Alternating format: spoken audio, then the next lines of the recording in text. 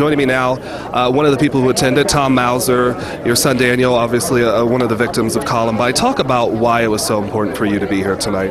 You know, the Denver community was so wonderful to the Columbine families after our tragedy. The Columbine parents have made a practice going to scenes of tragedies like this to reach out to people because we've been there, we understand.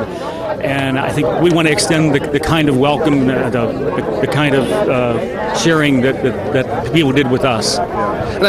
You shared a story about your life after Columbine. You said you weren't a prayerful kind of guy. Share that story with everyone.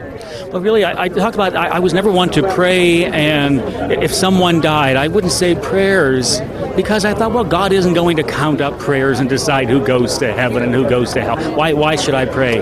But then I received so many messages through our website with people saying, we're praying for you, we care for you. How could I not be moved by that? I then realized that was really what prayer was about, that if God said to me, if I said to God, well, God, I feel so alone, he would say, what about all those people I've sent to you? God did not send us to this earth to be on the sidelines. He sent us here to intervene and to be with other people. And I appreciate what people did for me. I thought I need to do the same tonight. What went through your mind as you looked out, as you were talking, seeing that crowd of well over 200 people tonight? Frankly, it was very hard for me to look out at the crowd.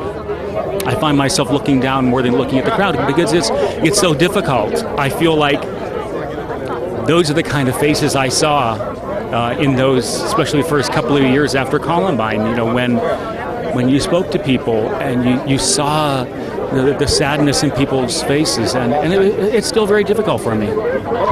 We can't ignore the backdrop here. I mean, we're literally just right across the street from Theater 9. What goes through your mind as you look over there? Goes through my mind what? As you look over there, still a very active crime scene. It's taped off. I can't look over there.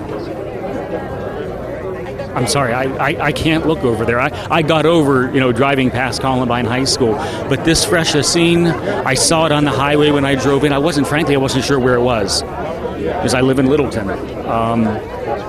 It's very difficult for me to even look over there. Sadly, if some of those families who were affected by this tragedy, if they're watching, sadly, you've been in their shoes. Talk to those people. I think one of the first things is to recognize that the people around you will grieve differently, and you have to accept that from early on. Don't expect that everybody will grieve the same way. We all grieve differently. So, get that settled in first.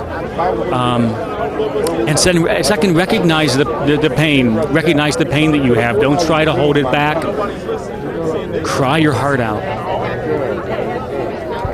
Is there your hope that there will come a day where we won't have incidents like this? We won't have to gather for incidents like this?